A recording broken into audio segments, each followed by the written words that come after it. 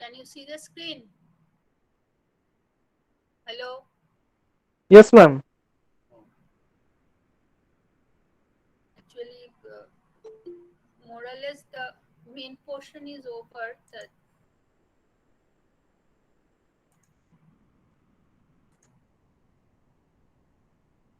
This excitation system actually mainly will be taken up by the power system courses. Just sketchily, I will describe excitation system because excitation system is very important because this loss of excitation is a severe fault in case of synchronous machine, particularly for cylindrical rotor machine. Now, so the reliability of the excitation system is essential. So all the modern machines have their own exciter. That is, it is not excitation is DC, so it is not excited by the normal DC bars available. The excitation system is totally separate and specific for the machine to avoid serious consequence of failure of a common supply. So direct couple exciters are preferred. Normally, excitation system is mounted on the same shaft.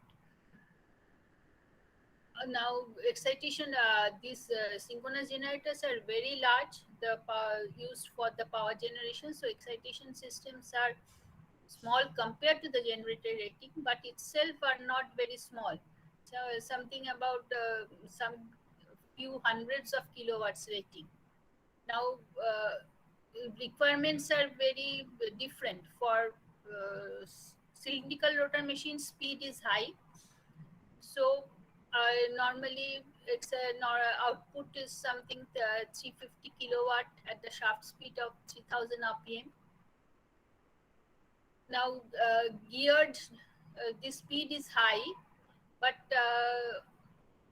for say DC machine, now gear system can be used, but it is not really preferred because of constructional difficulty,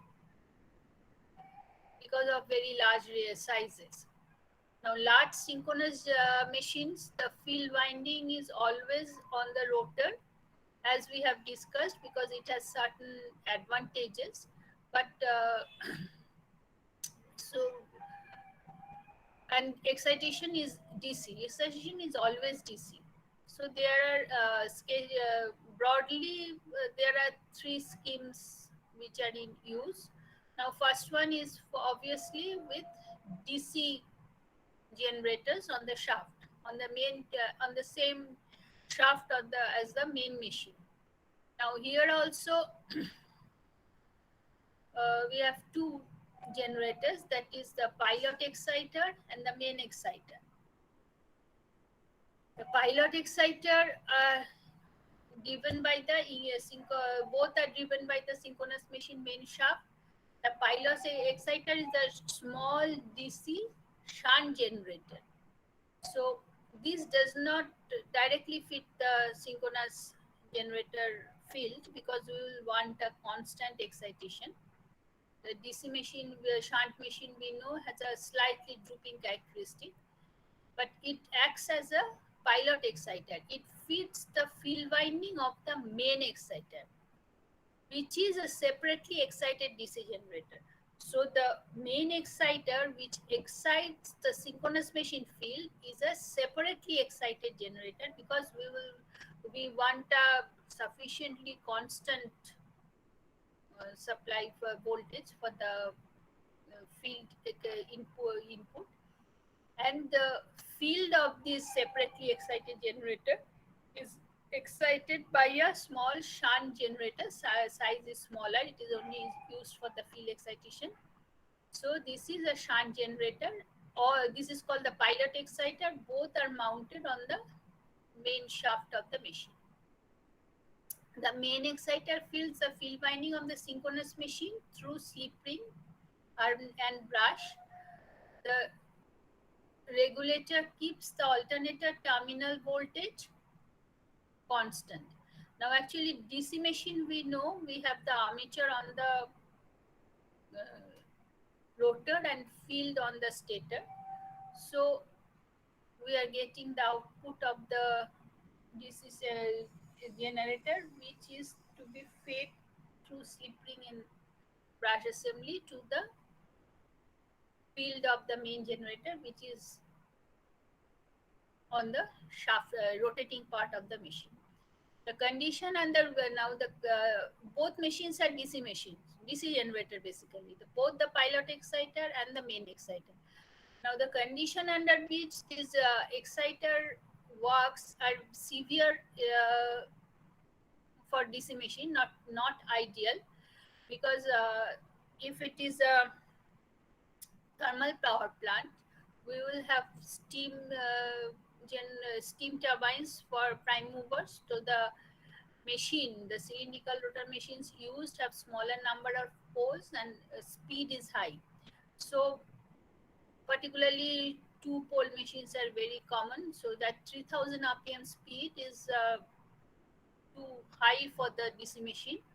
And on the other hand, if we have water turbines, then the speed is too low. So that none of this speed range are very much suitable for DC generators. So they require special design. So not very, the condition is not very suitable for DC machines. If the main exciter is array now, sometimes particularly in hydro generator, we can have vertical machines. In that case, the main exciter is arranged commutator up and the pilot above that one with the commutator downwards, and we have the slip ring of the main field in between, so that the commutator, slip ring and commutator all can be enclosed in a conveniently enclosed with in one case, so the for inspection, because all have moving contacts which require frequent inspection and maintenance. So this is the basically the schematic diagram. You can understand that the total thing is quite complex. And regulator has a particular very important application because it regulates the pilot exciter so that we can have a constant terminal voltage. So we have the pilot exciter, which is a separate shunt generator, DC shunt generator. It feeds the field of the main exciter, which is a separately excited DC generator. Output of this feeds the alternator field, and we have the voltage regulator, which will control these machines, DC machines, so that the terminal voltage of the generator, synchronous generator, is constant. Nowadays, as I've told, that the condition under which this excitation works is not very suitable for DC machine. DC machine have commutator and brush assembly, which is moving contact. There will be always sparking, so some restrictions are there. So AC machines are preferred. So in this second scheme, we have AC exciter, and but we have AC exciter. This as the generated voltage is AC, that has to be rectified. So stationary solid state rectifiers are there. The AC exciter, which is coupled with the alternator, again it is on the same shaft. Alternator has rotating field and stationary armature. That is, you can see that the construction is reversed. That is, for the main machine, we have the stationary armature and rotating field. Here also we have the same construction, the reverse for the brushless excitation. Actually, for here also same construction, we have the rotating field and the stationary armature. The armature output from the main exciter is at high frequency. That can be done because we can have high number of poles to have high frequency. So high frequency has an advantage is that first of all it has to be rectified. So when it is rectified for high frequency, that will be much more flatter wave. And for high frequency machine, that size of the machine is also smaller. So the output is fed to the stationary rectifier. After rectification, the DC power is fed to the alternator field, obviously through slip ring in brush assembly, because alternator field is on the rotor. Here also we have the regulator which will control the terminal voltage constant. So scheme will be like this. We have the AC main exciter with stationary armature. The output is fed to the control rectifier. The rectified DC fed to the slip ring and brushes to the alternator field. So there will be the regulator which will keep the voltage, terminal voltage constant, and accordingly control the AC main exciter. A third scheme, which is most popular, is called the brushless excitation system. Here also we have a AC exciter. Now AC exciter, but that is a three-phase rotating machine. This here we can have single phase machine also. So we have the three-phase AC machine. So as in figure, so the here the construction of this machine is inverted. The three-phase power of the ACXI has a stationary field and rotating three-phase armature. So the construction is reverse. That is, we have placed the field on the stator and the armature on the rotor. So the voltage which is generated, three-phase voltage, is fed to the rectifier, which is also rotating, that is mounted on the shaft. Rectifier is also mounted on the shaft, rotating rectifier. And that voltage is fed along the shaft to the rotating rectifier, and the output of the rectifier is fed along the motor shaft to the alternator field directly. So we do not require any slip ring and brush assembly. So no moving contact is there. Just by constructing the AC main exciter in the reverse fashion, that is putting the field on the stator and armature on the rotor, we have eliminated that moving contact of slip ring and brushes. So as there is no brush or moving contact, it is called brushless excitation system. There is no sliding contact, so require less maintenance. This type of excitation is quite popular, used almost universally. The regulator, here also we have the regulator which will keep the terminal voltage constant. Now this is just a schematic representation. There is no scope of going into details, but to some extent it will be dealt in power system course.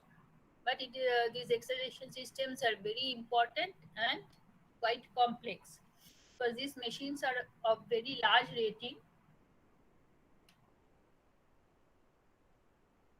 So in all the alternator shaft, you can have, so all are on the shaft. So we have the, on the main shaft, we have the main machine and the excitation system. And there will be a few auxiliaries also, which are required for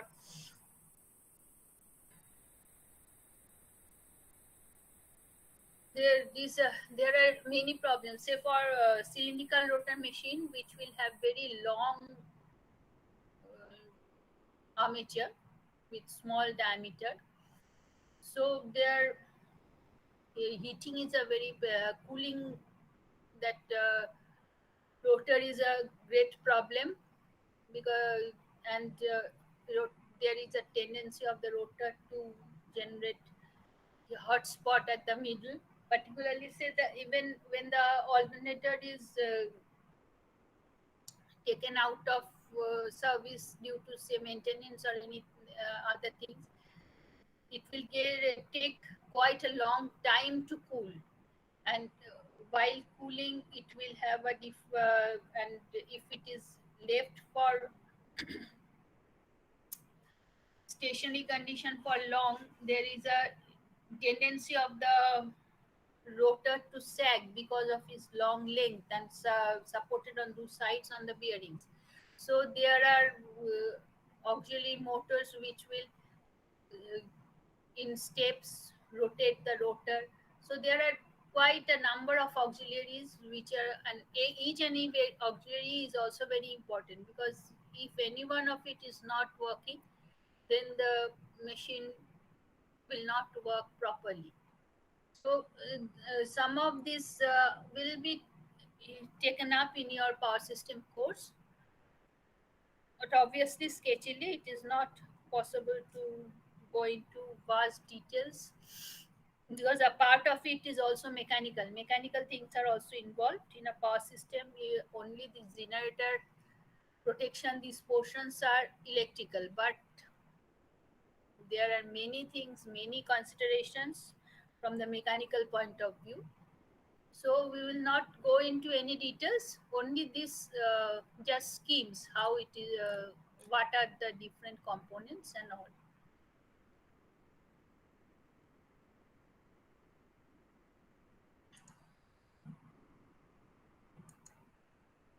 Another important thing is different types of harmonics which is created.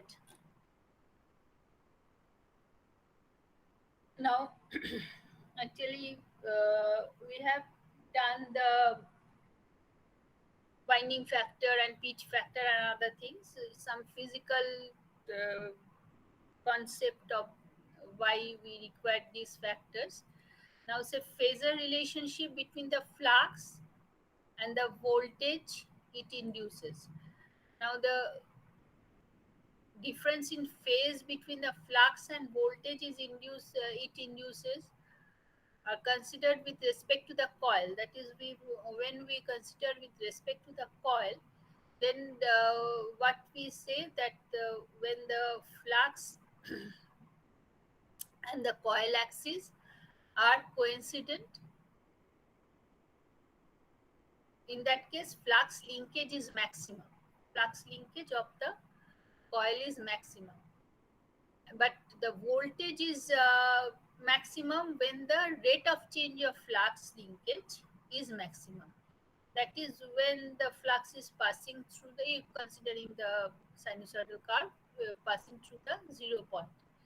Now, one thing has to be very you should try to visualize distinctly. That is that is the inductor and the whole coil. Inductor, in this book, actually, I have taken it from one of the books, but they refer as the inductor. This is basically the effective portion of the conductor. That is a coil. The effective portion is only which is lying within the armature iron. Now, on both the sides, there are connections which you can see in the machine external. That is the overhang portion of the machine.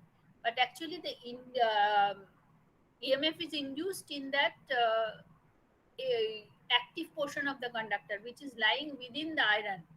So that portion is referred to the inductor. So we have to consider both with respect to the inductor and with respect to both the coils. So basically a coil has two sides. So two active portion of those sides are called the inductor. So this voltage is induced in these two portion. If it is a 180-degree out of phase, coil will be 180-degree out of phase. So the vector addition will be addition of these two voltages.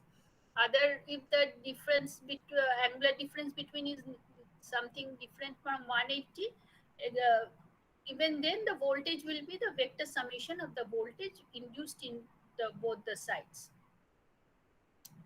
An inductor is one of the two active sides of each turn of a coil. Its length is equal to the length of the portion of the coil side which is actually cutting flux. Okay, that is which is lying within the armature iron. So assume the two sides of a coil which is 180-degree electrical apart. Under this condition, when the coil is directly over a pole and contains a maximum flux, its two active sides are midway between the poles and are in the zero field. That is when we are saying that the coil is linking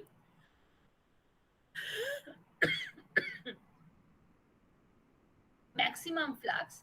In that case, coil axis and the flux axis are coincident. So the inductor or the coil sides are in the interpolar zone. So the flux linking that two sides at zero. They are cutting no fluxes and there is no voltage induced them, and voltage induced them as zero, and that's why when the flux linkage is maximum, voltage induced is zero. When the coil moves through 90 electrical degree, the flux through it will be zero. That is, when coil moves through 90 electrical degree, the conductor, particular conductors will be on the pole, under the pole, but the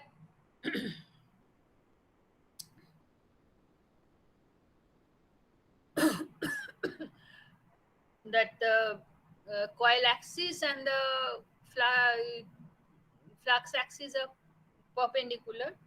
So the flux through the coil is zero, flux linkage is zero, but the voltage induced in the inductors will be maximum because those in a inductor or the conductors are lying under the pole, directly under the pole.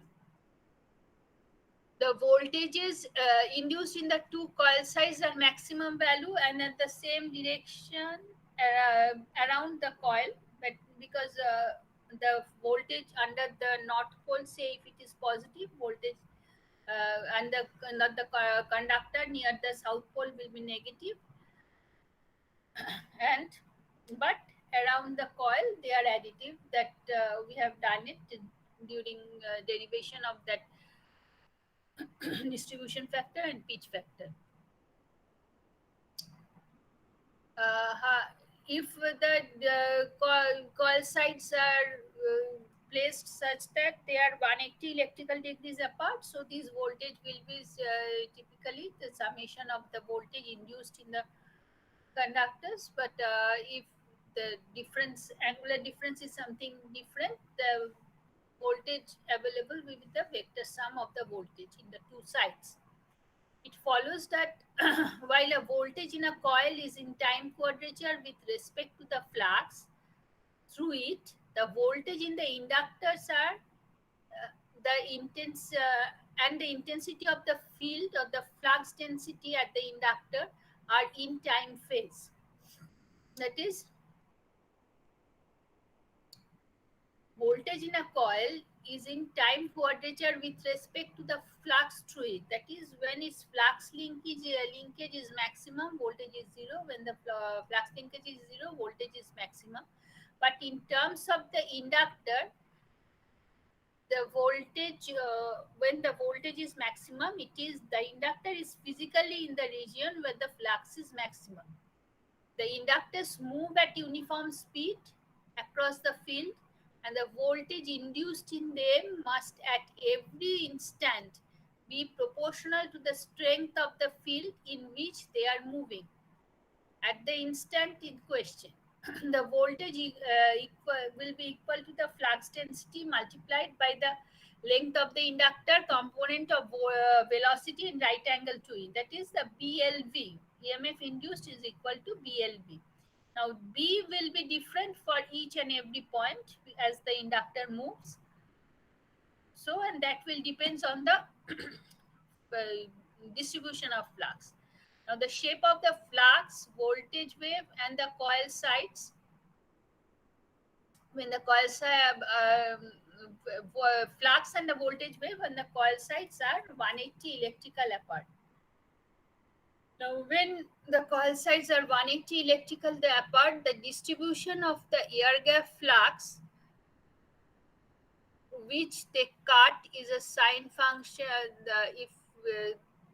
If the flux distribution is a sine function of the distance measured from the point midway between the pole, that is the if we measure the angle from the interpolar axis, and if we consider that the positions are such that it is a sine function, the variation of flux to the coil with respect to time is a cosine function, and the voltage induced in the coil is sinusoidal. That's what we have seen earlier, because it is a cosine function, because it is a when the angle is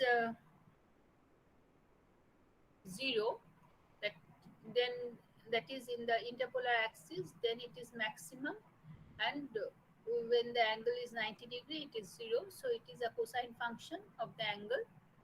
Now if the flux has any now if we neglect if we consider it to be sinusoidal, then it is a cosine function, and the other that induced voltage will be a sine function. Now if the flux is of any other distribution, the time variation of flux through the coil have a wave different from the space variation of the flux. That is, just try to understand that this is the two poles. Now this is the air gap flux density distribution. Now if it is the air gap flux density distribution, then this will be the total flux through the coil. So this is the air gap flux density distribution. Say if we consider flux density to be B1 sine alpha plus B2 sine 3 alpha plus B5 sine 5 alpha. This is just distribution I have considered. Alpha is the angle measured from the interpolar axis. Now this is the flux density. So what is the flux per pole will be integral of this over the total one pole, that is 0 to pi. So it is k into 0 to pi b d alpha. Now k is a constant which will depend on the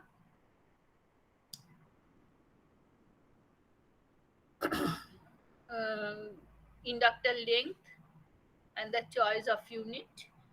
So if we integrate, it will be, the result will be 2k into this area and other things will be taken care of in this constant. So it will be b1 plus, we are integrating, so this will be b3 by 3 plus b5 by 5 and so on for other components. So it will we have bm1 phi m1 phi m3 and phi m5. So if in the flux density distribution we have fundamental, third harmonic and fifth harmonic, you can see that I have not considered any second harmonic, because these curves are halfway symmetry, so we do not have even harmonics, and it is these are symmetric curves, so there is no DC component also, so we only have odd harmonics. So if the flux density have fundamental, a third harmonic and a fifth harmonic, flux density or flux form, the flux through the coil will also have a fundamental, third harmonic and the fifth harmonic. But note that the magnitude of the harmonics, third harmonic will be if here it is 30%, here it will be 10%. So similarly, the magnitude of the fifth harmonic also reduces. So from here you can understand that the form of the waveforms will be different. That is, whatever be the flux density distribution will not be the same as the flux through the coil. The form will be different. If it is a sinusoid, then the integral, this is a sinusoid, no harmonics are there, so it will be the sinusoid, so same form. But if it is a rectangle, so rectangle means basically we have a fundamental, we have third harmonic and the fifth harmonic. It in opposition, so that this peak is cut off, become flatter. So when we go for the flux through the coil, we are integrating. So all the harmonics will be there, but the relative magnitude will be different. So basically the form will be different. So these are some examples that if we have rectangular flux density distribution, we have a triangular flux through the coil. So if you remember the DC machine we have approximate rectangular, actually that is trapezoidal. So approximately rectangular distribution, and the armature flux form will be triangular, but this is not armature. Armature will be triangular with 90-degree shift. Basically what happens, say when the conductor is here just under the pole, the pole but what happens to the induced voltage? Induced voltage form will be same as the flux density distribution form, because for here sinusoid we can understand simply, but here what happens, this is a flux density distribution. Now when we are calculating the voltage, it is your minus d phi dt. We are differentiating the flux.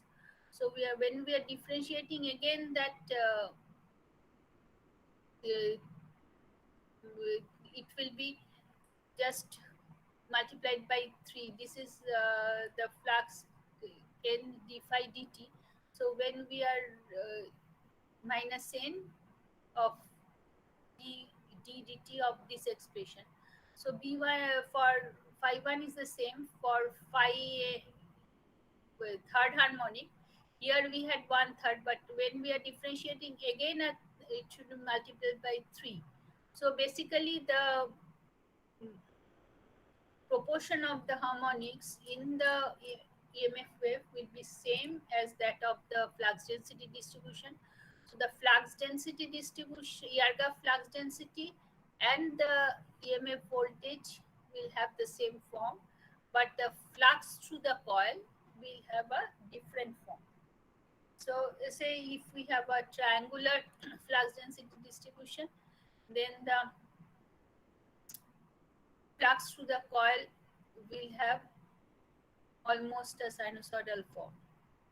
Now, this can be to some extent seen from here. Say for this is a triangular distribution, it will have harmonics. So it's like the fundamental, the third, and the fifth. That is also only I have shown. So the resultant is peaky like this.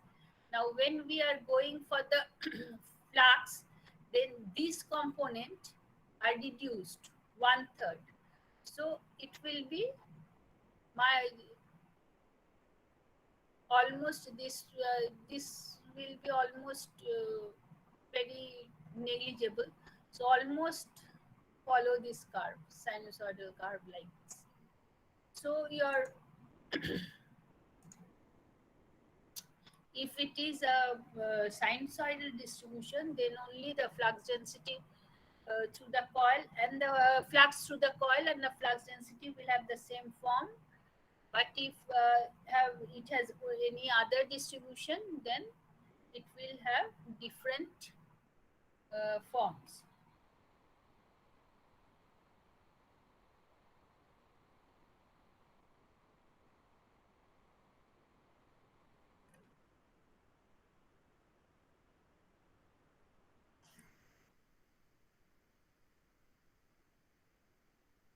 calculations of the voltage induced in a coil when the coil sides are not 180 electrical apart.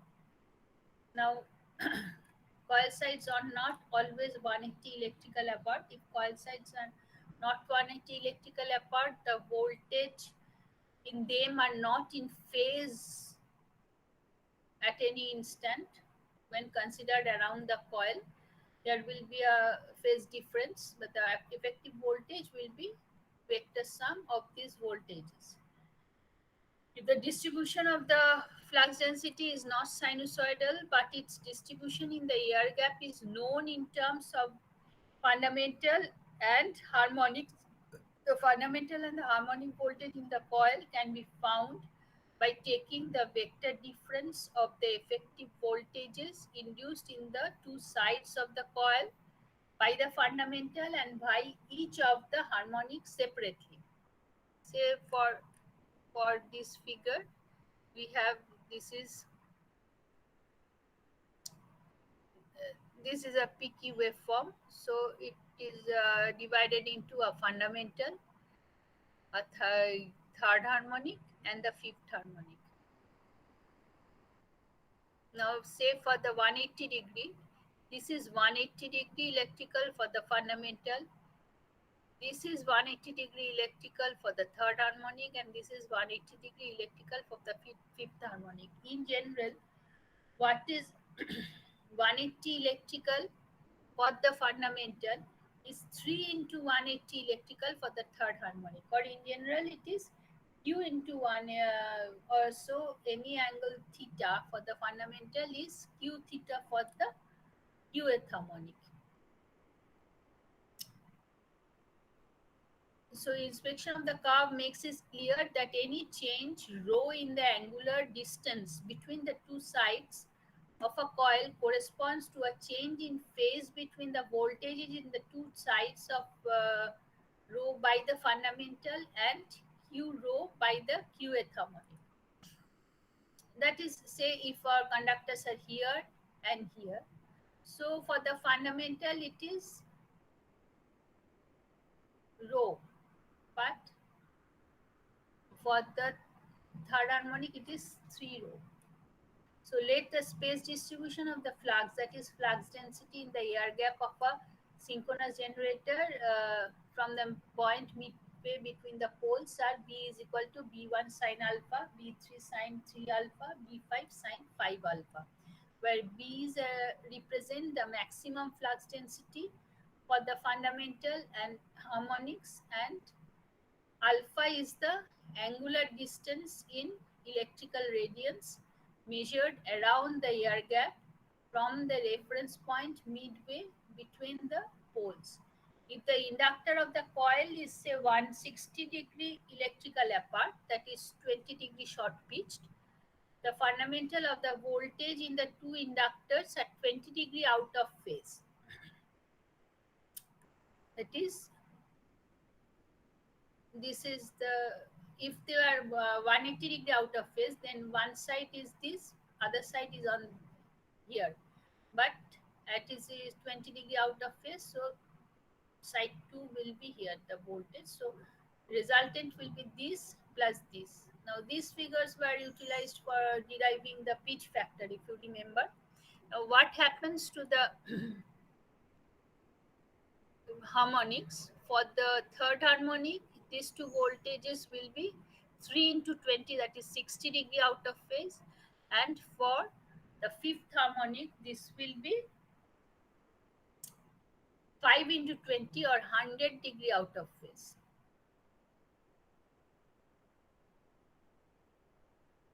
So the coil contains n turns and moves with a speed of v volt per v meter per second.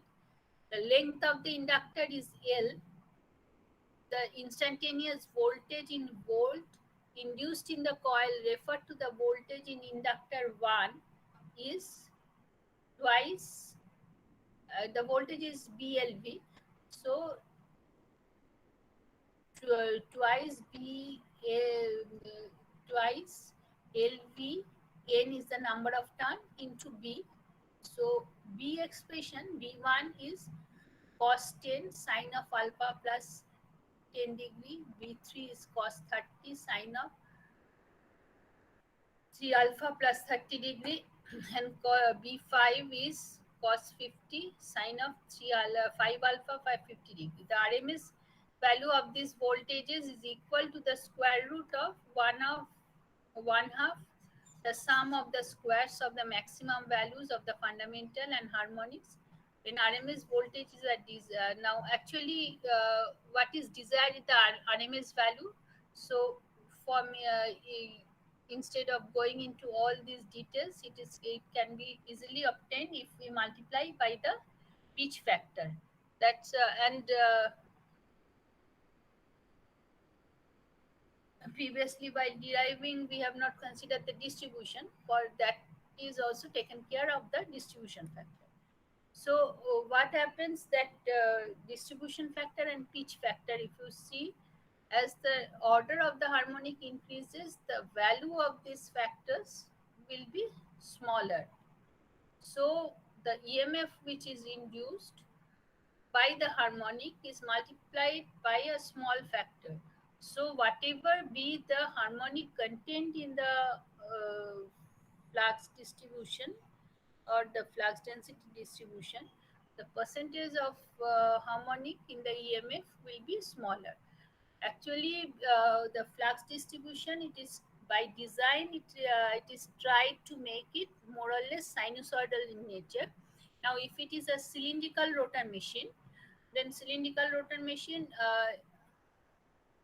say if it is a two-pole cylindrical rotor machine, so basically there will be slots, concentrated slots, deep slots on two sides, and in between we will have the poles. Now the the winding is not concentrated, it is distributed, and that distribution is sinusoidal distribution. So approximately the volt flux distribution will be sinusoidal.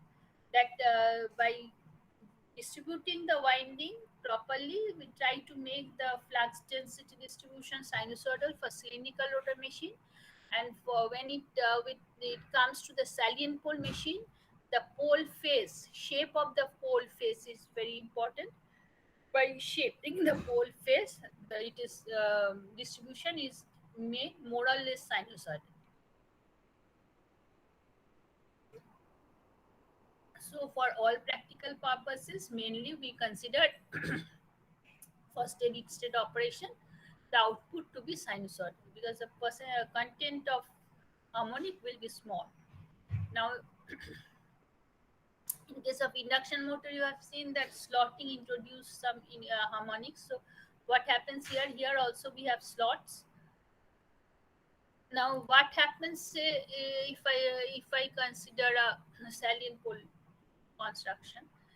Now, how many slots and how many teeth are there before the pole surface, that decides the reluctance of the air gap. Say for comparing these two figures, this figure will have minimum reluctance because this will have more iron near the pole. So as the rotor is rotating, this reluctance will be varying. So the above figure shows the two position of armature core relative to a pole. The reluctance of the magnetic circuit is less for position shown on the right. The movement of the slot across the pole therefore causes the pole flux to pulsate, because the MMF, if you consider the MMF to be constant, MMF divided by the reluctance will be the flux. So there will be a slight flux pulsation. What happens, say, in case of DC machine also? So at the frequency of twice NF, where N is the number of slots per pole, F is the normal frequency of the machine.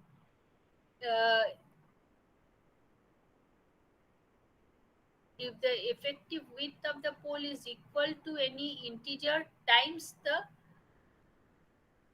width of a slot plus a tooth, there is no variation in the reluctance of the magnetic circuit as a whole. Because of the relative movement of the slot and poles, the effective width of the pole is slightly greater when the actual width on account of the fringing of the flux at the pole edges. What is fringing? If say this at the end edges, there will be flux fringing, because as the rotor is moving, the flux will try to be aligned with the low reluctance path, so there will be fringing. So depending on the relative position of the pole and the slots, that fringing will be different.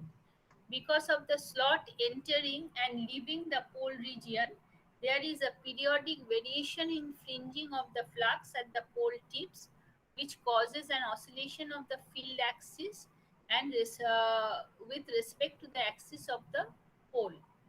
That is, this will be moving, so the field axis slightly oscillates. Now these things are very important, only we go for very details. So for normal uh, analysis, these things are not considered. For the relative position of the slots and the field poles shown in the left figure, this one, the fringing is greater at the right side of the pole than on the left side. The figure on the right side shows the condition after a relative movement of the pole with respect to one slot. In this case, the fringing will get on the left side of the pole. The change in fringing produces an oscillation of flux axis and the flux with respect to the pole at, at a frequency which equals twice NF.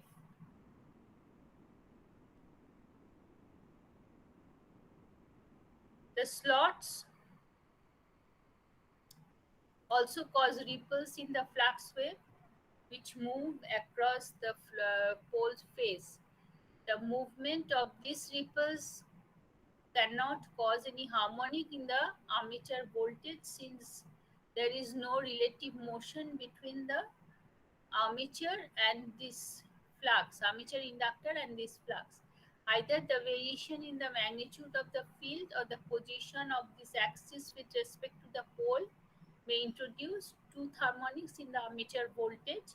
The voltage induced by either the oscillation of the axis or the variation of the field strength is of the form.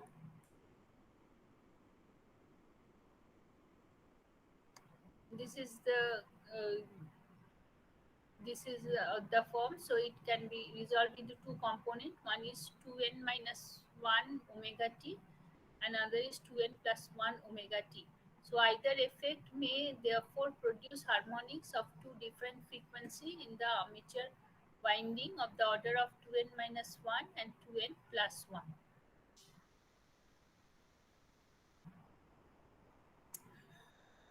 Now, there are some effect of subharmonics on the synchronous machine also. Now, synchronous machine itself does not generate subharmonics, but synchronous machines are connected in the power system. In the power system, the synchronous machine itself is basically inductive. Then the transmission lines are inductive. So, to compensate these inductors, series and parallel capacitors are used. Now, if we have a simple RL circuit, then it produces inductive load produces multiple of fundamentals, frequencies from multiple, which are multiple of fundamental. But similarly, if we have a resistance, capacitance, and inductive circuits, it creates subharmonics, which are sub multiple of the fundamental. Basically, what happens when both inductor and capacitor are there in the circuit, then the circuit has a resonant frequency. Now this resonant frequency is always less than the fundamental. So normal condition, this does not affect the performance of the machine because there is enough damping. The resistance of the system itself damp out this, but under fault condition this becomes very severe. So these subharmonics may cause some mm, mechanical failures in the synchronous machine. To some extent these things will be dealt by the power system, fault analysis and other things. So uh, uh, these things I will just sketchily mention these points. There in some you might have to refer this. We are not going into details. Uh, so I will stop here today. But next Thursday I might not take a class because there is a BOS meeting. So I will have a class on the next week, next to next week, just before the pujas. More or less, we have completed the course. I will try to do some problems and some question answers and other things. Okay, leaving it today.